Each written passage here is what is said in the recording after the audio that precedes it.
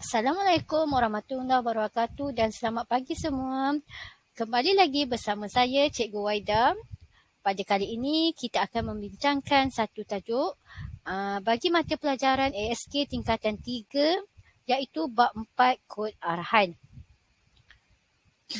Di bawah kod arahan kita ada subtopik 4.1 iaitu pangkalan data dan SQL.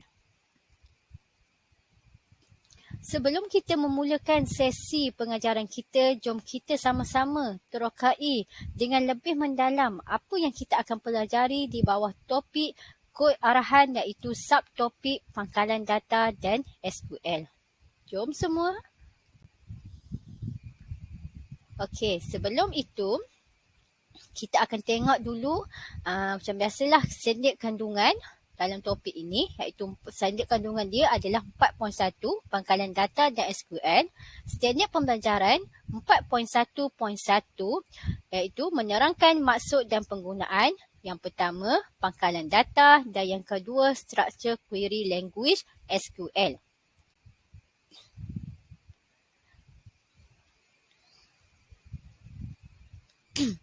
Objektif pembelajaran kita pada hari ini, pada akhir pembelajaran ini, murid akan dapat mengaplikasikan maksud dan penggunaan pangkalan data dan structure query language, iaitu dan singkatan dia adalah SQL.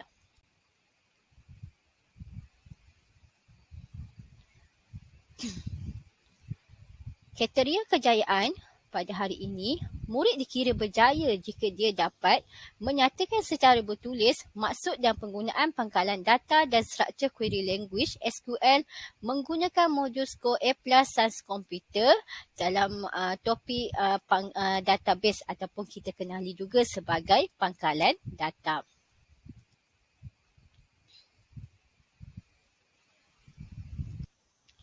Sebelum kita meneruskan pembelajaran kita pada hari ini, cuba kita lihat gambar yang ditunjukkan ini. Apakah situasi yang sedang berlaku? Apakah gambar yang kamu dapat lihat dalam gambar rajah dalam paparan ini? Ya, betul. Beberapa peralatan dan sistem yang terdapat di sekeliling kita yang kita lihat sehari-hari, yang kita selalu tengok di tempat-tempat kita pergi membeli belah, iaitu contohnya pasar raya, kita ada mesin semak harga ataupun kita kenali sebagai price check. Lepas tu kita ada carian istilah yang digunakan oleh Dewan Bahasa dan Pustaka. Okey, lepas tu kita ada mesin yang digunakan di hospital, bank dan juga pejabat pos. Okey, lagi kita boleh tengok kita ada mesin juruwang berautomatik untuk kita nak keluarkan duit kita. Okey, kita ada contohnya di pejabat. Okey, guru-guru ataupun pekerja-pekerja untuk catat dia punya kehadiran, kita ada sistem pengesanan cap jari. Okey, dan juga kita ada perkhidmatan telefon. Ini adalah contoh-contoh alat-alat atau sistem yang kita sering lihat di sekeliling kita sekarang. Okey, daripada apa yang diterangkan tadi, gambar yang kita lihat tadi, ini merupakan contoh-contoh peralatan yang sering kita guna oleh pengguna pada masa sekarang. Okey, dalam kehidupan dia dah menjadi sebahagian daripada kehidupan kita. Okey, jadi pada hari ini kita akan pergi kepada topik kita, iaitu kita nak menerangkan maksud dan penggunaan pangkalan data, structure query language SQL.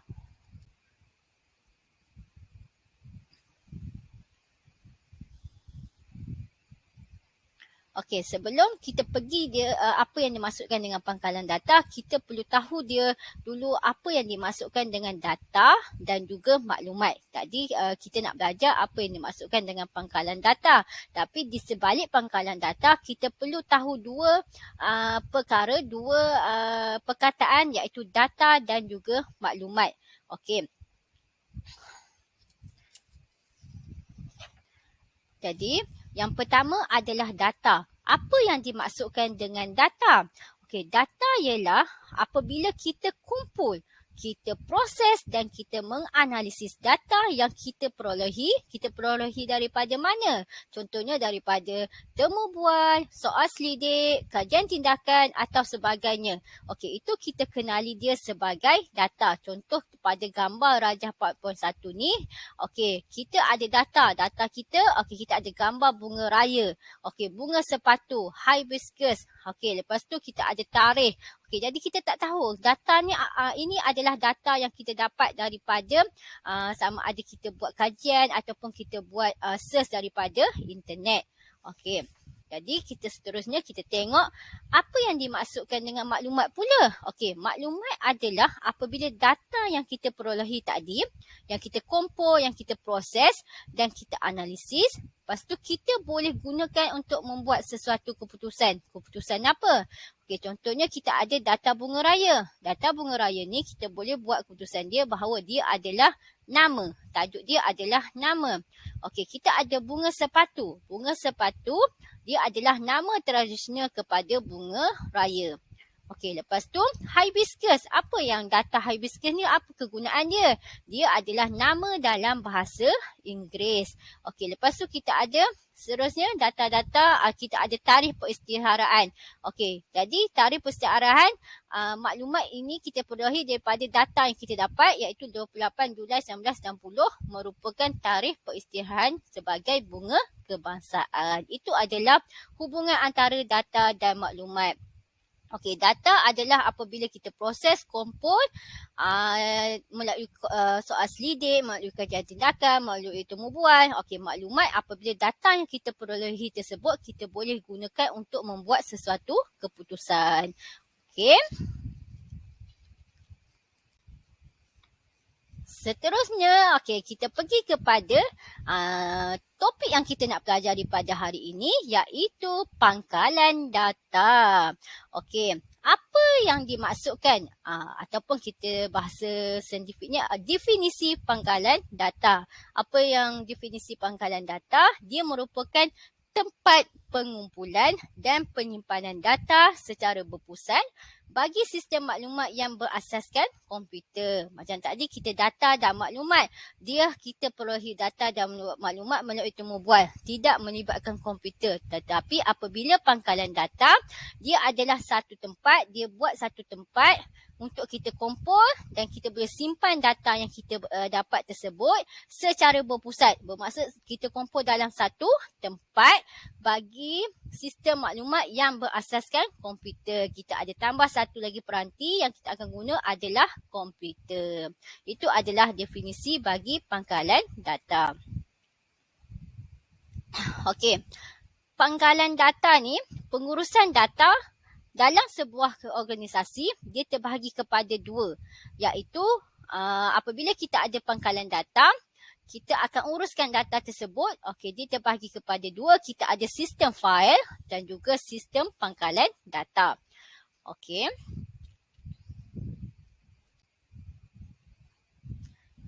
Yang pertama adalah sistem fail. Apa yang terdapat dalam sistem fail? Okey, sistem fail pula terdapat dua jenis iaitu sistem fail yang digunakan iaitu sistem fail secara manual dan juga sistem fail elektronik. Okey, manual dan elektronik. Apa yang dimaksudkan manual, apa yang dimaksudkan elektronik? Jom kita tengok.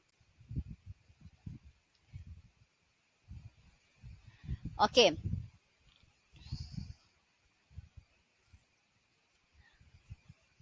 Okey, kita tengok konsep pangkalan data muncul hasil daripada keperluan untuk membina sistem pemrosesan data yang cekap bagi menyokong keperluan sesebuah organisasi.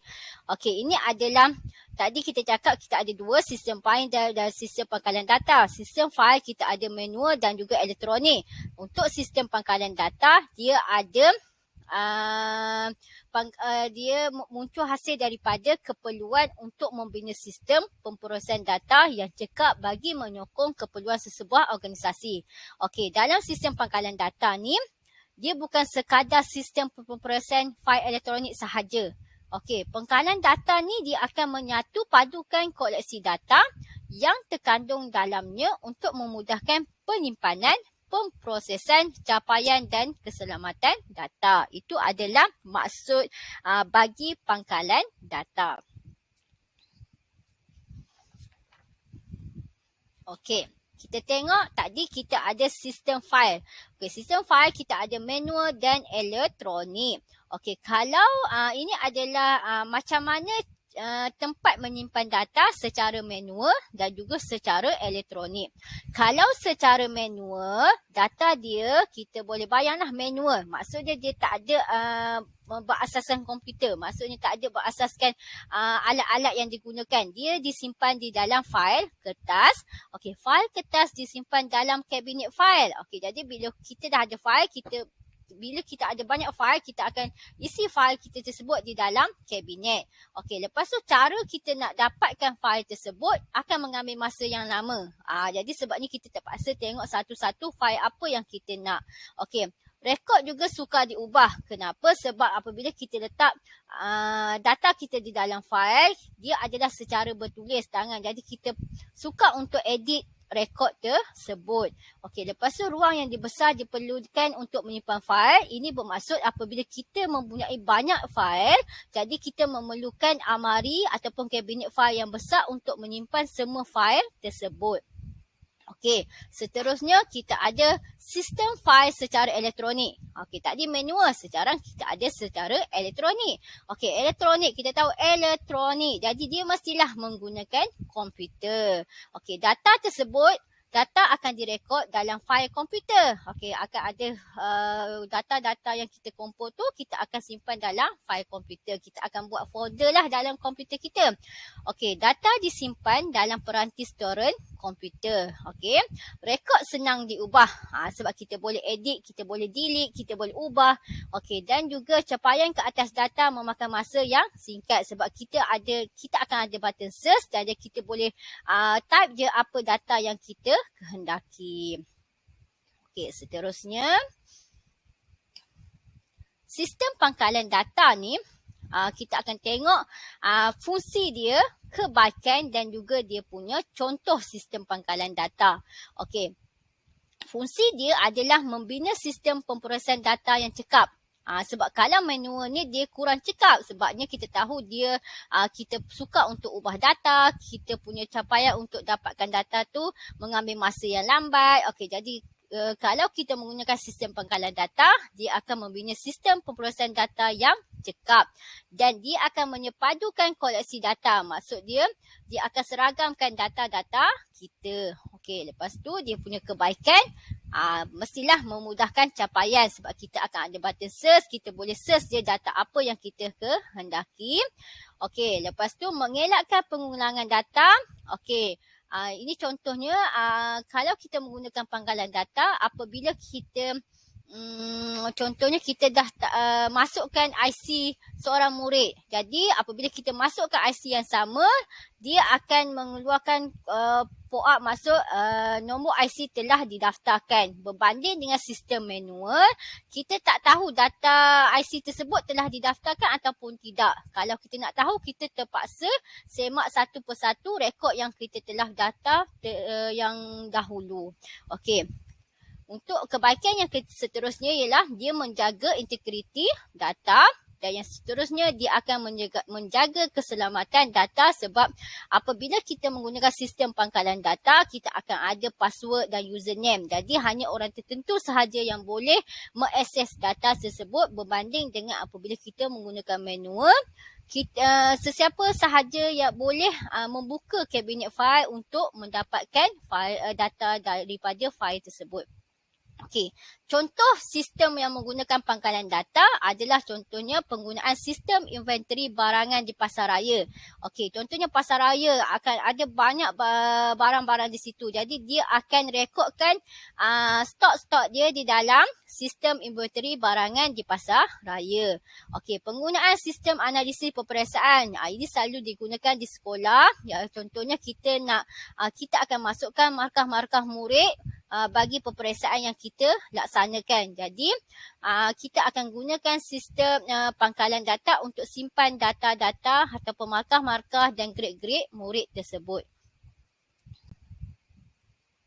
Okey, seterusnya kita pergi kepada evolusi sistem fail kepada sistem pangkalan data. Ini bermaksud dia punya sejarah lah. Daripada mula-mula kita guna sistem fail, lepas tu kita ubah kepada sistem pangkalan data.